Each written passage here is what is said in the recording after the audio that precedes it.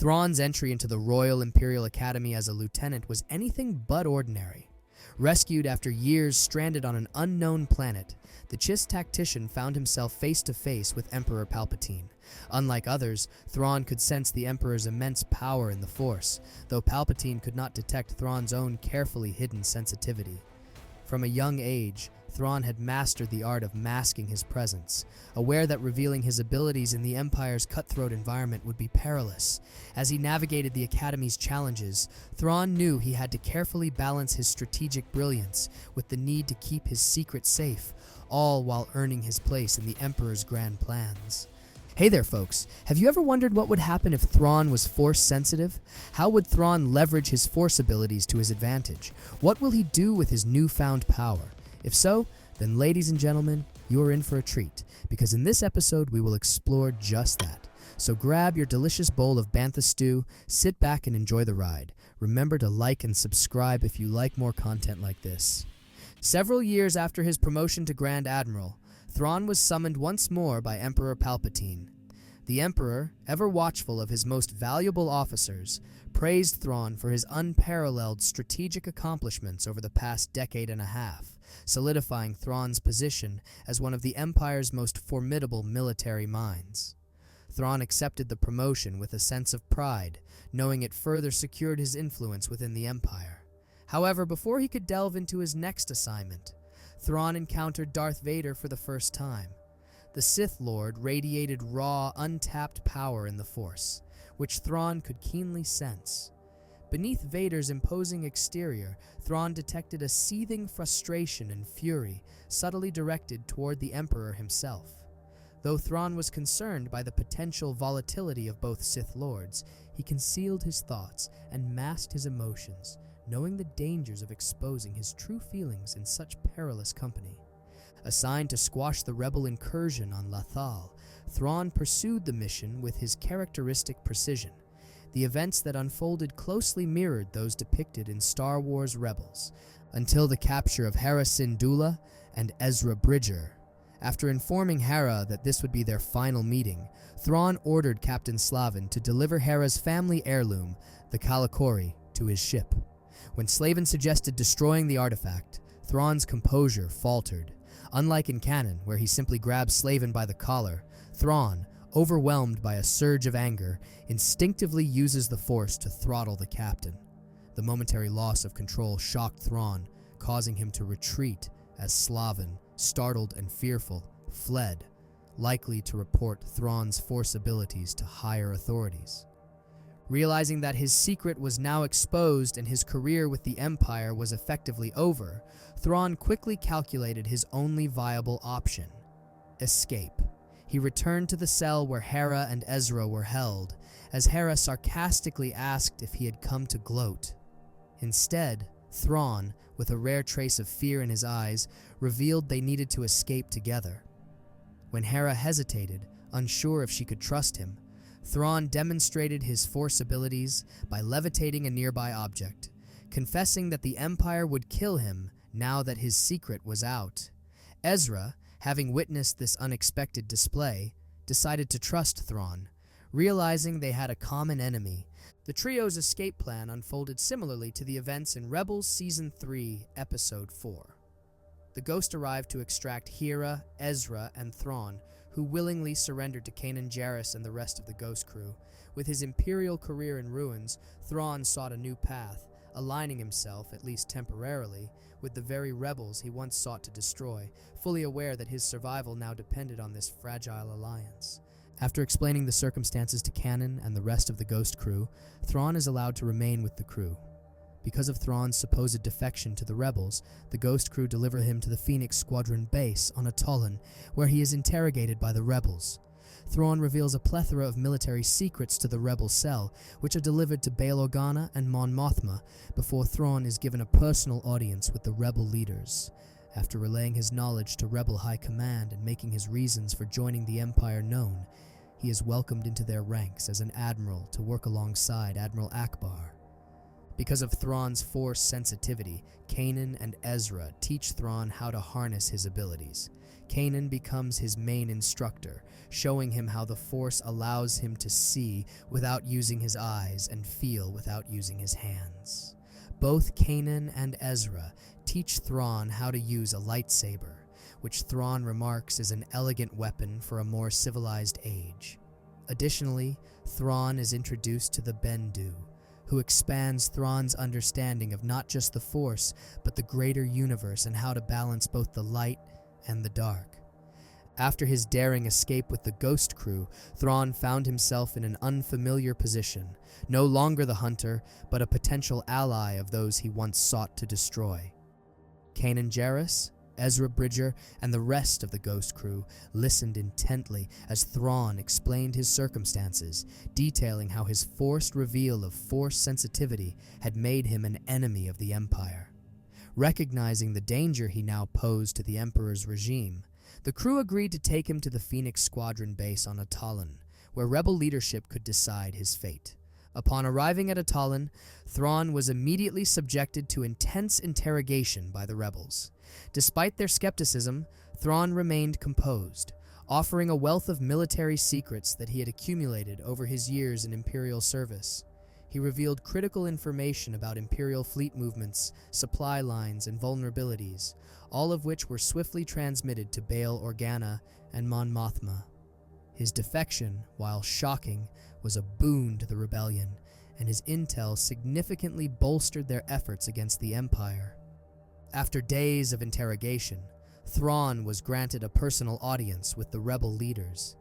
In a meeting with Mon Mothma, Bail Organa, and Admiral Akbar, Thrawn meticulously explained his reasons for joining the Empire, his desire to protect his people in the unknown regions, and to bring order to a chaotic galaxy. However, he admitted that he had miscalculated the depths of the Empire's tyranny and the darkness at its core. The rebel leaders, impressed by his candidness and strategic mind, decided to welcome him into their ranks. Thrawn was granted the rank of Admiral and assigned to work alongside Admiral Akbar, one of the rebellion's most respected military leaders. As Thrawn settled into his new role, Kanan and Ezra took it upon themselves to help him harness his latent Force abilities. Kanan, in particular, became Thrawn's primary instructor. He taught Thrawn how to sense the world around him using the Force, a skill that Kanan had mastered after losing his sight. Thrawn quickly grasped the basics, using the Force to enhance his already formidable perceptiveness. Kanan also introduced Thrawn to the art of lightsaber combat. The Chiss tactician, ever the student of history, was fascinated by the weapon, calling it an elegant weapon for a more civilized age. Under Kanan and Ezra's guidance, Thrawn learned the fundamentals of lightsaber combat, though he preferred to rely on his tactical mind rather than engage in direct conflict. Thrawn's journey into the deeper mysteries of the Force didn't end there. Kanan and Ezra introduced him to the Bendu, the ancient being who embodied the balance between light and dark. The Bendu challenged Thrawn's understanding of the universe, forcing him to confront his own inner turmoil and the dualities within himself. Through his interactions with the Bendu, Thrawn began to understand that the Force was not just a tool, but a connection to the greater universe, one that required balance and respect. As Thrawn continued to integrate into the rebellion, his knowledge of the Empire and newfound understanding of the Force made him an invaluable asset.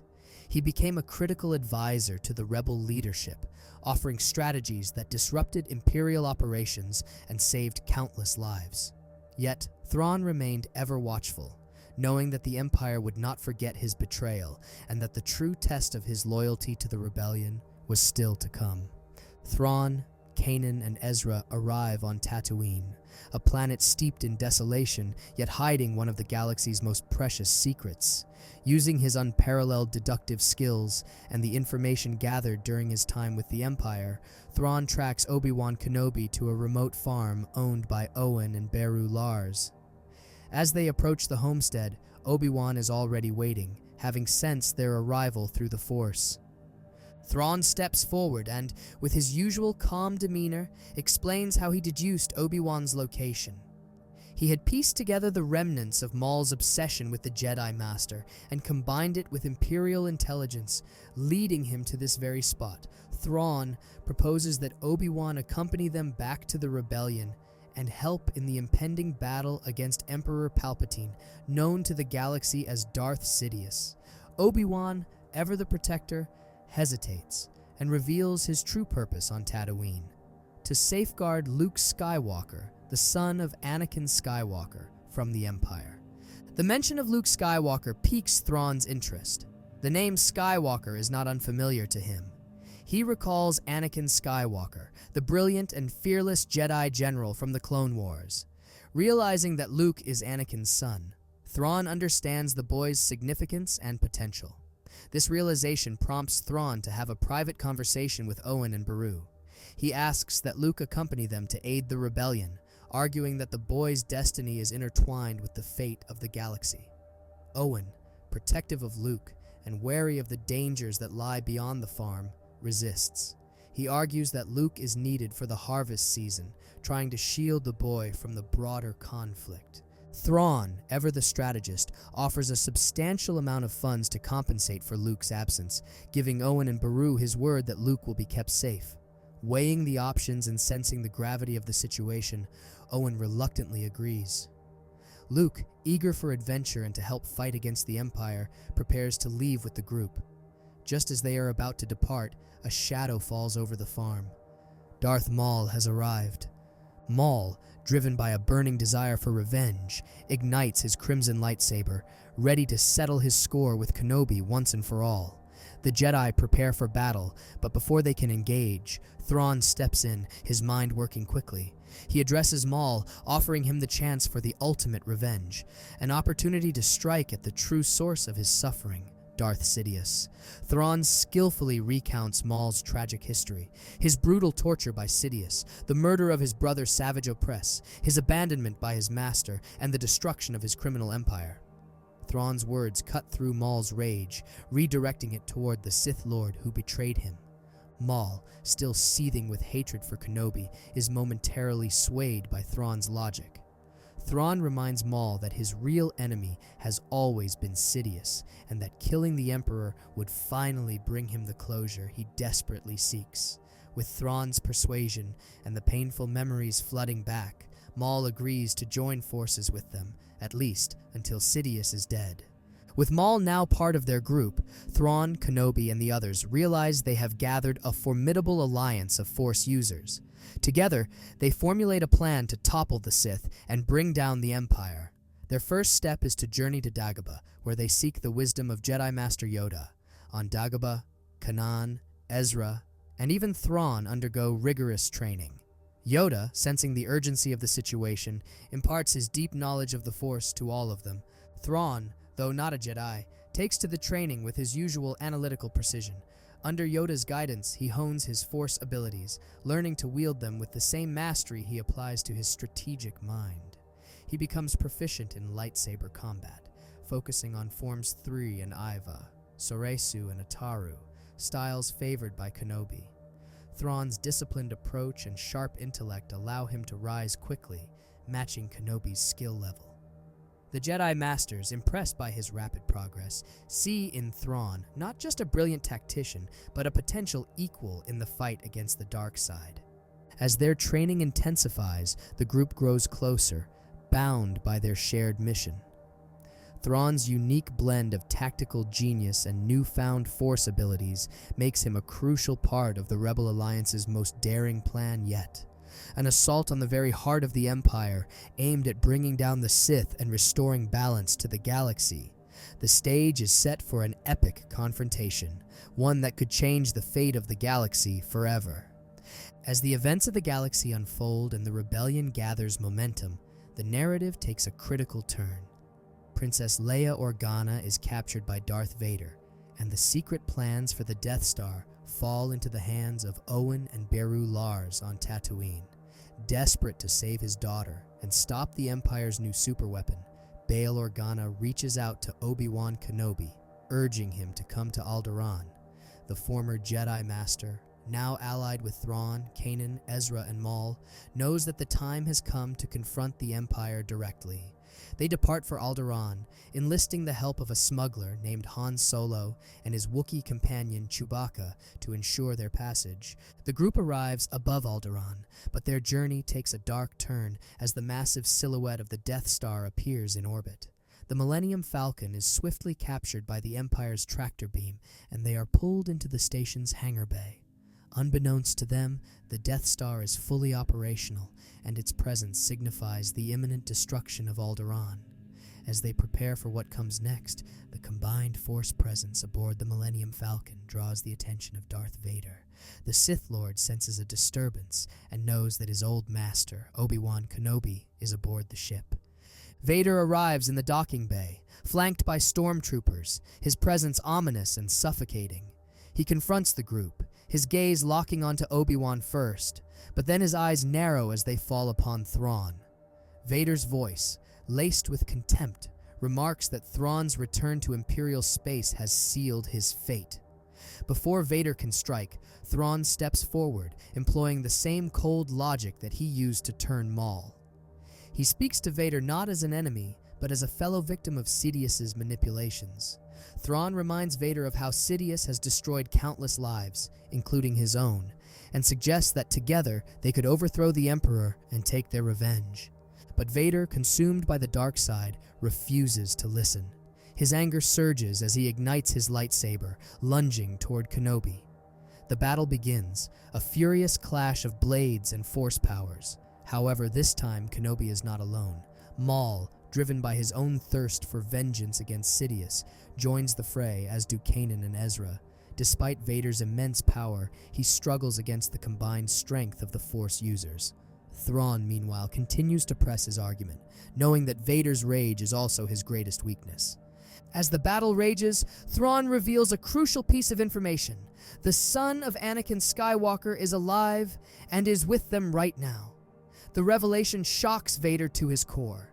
The thought that his son has survived, that his bloodline endures, cuts through his anger, but it also fuels his hatred toward Obi-Wan, whom he blames for hiding the truth from him. With a mighty push of the Force, Vader sends the group stumbling back, demanding to see his son. In that moment, Luke Skywalker steps forward, standing before his father for the first time. The young Jedi, filled with both fear and hope, speaks to Vader with a calm yet determined voice. He tells his father that the dark side will only lead to their mutual destruction, that there is still good within him, and that they must stand together against the true evil in the galaxy, Emperor Palpatine. Vader, torn between his loyalty to the dark side and the sudden overwhelming desire to connect with his son, hesitates. Luke's words resonate within him, stirring the remnants of Anakin Skywalker buried deep beneath the layers of Darth Vader. The Dark Lord of the Sith, once thought irredeemable, begins to waver. Finally, Vader lowers his weapon, his resolve to kill Obi-Wan and the others faltering.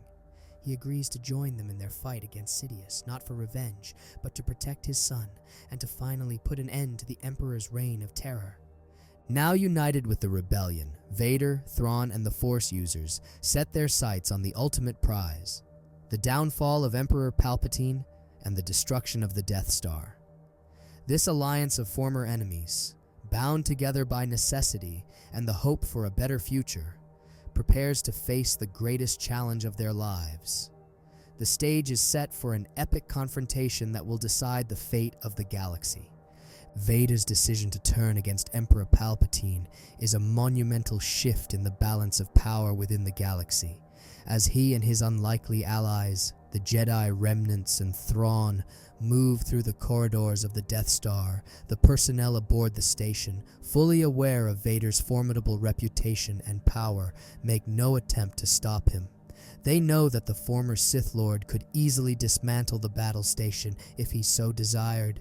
Fear and respect for Vader's power ensure that they stay out of his way, allowing him to move unimpeded toward his target. Their destination is the command center, where Grand Moff Tarkin oversees the operations of the Death Star. Tarkin, a staunch loyalist to the Emperor, is a formidable figure in his own right, known for his ruthless efficiency and unwavering loyalty to the Empire. But even he is no match for Vader and the group of Force users now accompanying him. As Vader and his team enter the command center, Tarkin attempts to assert his authority, but he is swiftly overpowered. Without hesitation, Vader strikes him down, ensuring that Tarkin cannot use the Death Star against Alderaan or any other world. It is a decisive move, eliminating one of the Empire's most powerful and loyal figures, and sending a clear message to any who might oppose him. With Tarkin dead, Vader turns his attention to the other officers and personnel in the command center. He can sense their fear and uncertainty, their loyalty wavering now that their leader lies dead at their feet. Vader coldly eliminates those who remain loyal to Sidious, ensuring that only those who will follow his command survive. In this swift and brutal manner, Vader seizes control of the Death Star, transforming the ultimate symbol of the Empire's tyranny into his own weapon. With the battle station now under his command, Vader sets his sights on Coruscant, the heart of the Galactic Empire. He orders the Death Star to chart a course for the capital planet, knowing that this bold move will cause widespread confusion and panic among the citizens. The sight of the Death Star hovering above Coruscant, the seat of Imperial power, sends shockwaves through the city. For years, the people have lived in fear of this superweapon, and now it looms over them, threatening to bring that fear to life. But Vader's plan is not one of wanton destruction. He understands the power of the Emperor and knows that a direct confrontation with Sidious could be disastrous, even with the support of his new allies. Instead, he opts for a more calculated approach. Vader orders a low-power blast to be fired at the Emperor's palace. The shot is precisely aimed, a controlled explosion that obliterates the palace in a flash of light and fire. The destruction is swift and absolute, leaving no trace of the Emperor or his seat of power. Sidious, having sensed Vader's betrayal moments before the blast, has little time to react. The shockwave from the explosion rips through the palace, killing the Sith Lord in an instant. The death of Emperor Palpatine, the architect of the Empire's rise, marks the end of the Sith's grip on the galaxy. With Sidious dead, the chain of command within the Empire is shattered. The Death Star, once the Emperor's ultimate weapon of fear and control, is now under the command of Vader. The former Sith Lord has taken the first step in remaking the galaxy, seizing the reins of power in a bold and unprecedented move. The Empire, now leaderless and directionless, faces an uncertain future, with the once feared Darth Vader at the helm, no longer a servant of the dark side, but a man determined to chart a new course for the galaxy. With Emperor Palpatine dead and the Empire in disarray, Darth Vader's return to the light side signals a profound shift in the galaxy's fate. No longer the dark enforcer of the Empire, Vader reclaims his identity as Anakin Skywalker. His first act of redemption is to restore power to the recently disbanded Senate, recognizing that the galaxy must be governed by the principles of democracy, not tyranny. Anakin steps down from his role as the de facto leader of the Empire, appointing Bail Organa as the interim chancellor until a proper election can be held. This move restores the Republic's legitimacy and gives the galaxy hope that peace and justice can be restored. Anakin then turns to Grand Admiral Thrawn, acknowledging his unparalleled strategic mind and military prowess. He entrusts Thrawn with the full command of all military operations, believing that he is the best person to lead the transition from the Empire's brutal rule to a unified republic. Thrawn, now the most powerful military figure in the galaxy, begins the daunting task of reforming the Imperial army and navy. He merges these forces with the rebel cells, despite the deep-seated animosities and distrust between the two sides. The integration is challenging, as former enemies must now work together, but Thrawn's tactical brilliance and calm leadership manage to keep the coalition intact. Under Thrawn's command, the newly unified military forces set out to eliminate the remnants of Imperial cells that remain loyal to Palpatine. These pockets of resistance, unwilling to accept the new order, pose significant threats to the stability of the galaxy. Thrawn personally leads many of these campaigns, often appearing on the battlefield. Utilizing his deep knowledge of tactics and strategy, he combines traditional warfare with his newfound Force abilities, including battle meditation, which strengthens the resolve of his troops and demoralizes the enemy. In more dire situations, Thrawn is not above wielding a lightsaber, a symbol of his unique position as both a military leader and a Force user. Over the course of several years, the remnants of the old Empire are systematically dismantled, and the galaxy gradually moves toward peace. Thrawn's leadership is instrumental in this process, and his efforts are crucial in restoring stability. As the war draws to a close, Thrawn turns his attention to locating the surviving Jedi who went into hiding during the Purge. His methods are precise and efficient, leading to the rediscovery of many Jedi who had eluded the Empire's hunters for years. The reformed Jedi Order, now led by Masters Yoda, Kenobi, Anakin, and even Maul, who, though still battling his inner demons, is committed to the Order's mission, takes on the mantle of peacekeepers once more. This new Jedi Order, wiser and more humble, chooses to remain apart from the Republic's political machinery, focusing solely on maintaining peace and justice across the galaxy. Anakin, now fully embraced by the light side, reunites with his children, Luke and Leia, who play a pivotal role in his final redemption. Their love and compassion help Anakin sever the last ties to his dark past, allowing him to live out the rest of his days in peace. Anakin and Thrawn develop a close friendship during this time, often reflecting on the events that led them to this point. Anakin frequently expresses his gratitude to Thrawn, acknowledging that it was Thrawn's guidance and intervention that allowed him to see the truth, reclaim his identity, and reunite with his family. With the Empire's tyranny ended, the galaxy entered a new era of peace and prosperity. Anakin Skywalker, once the most feared figure in the galaxy, now stands as a symbol of redemption and hope.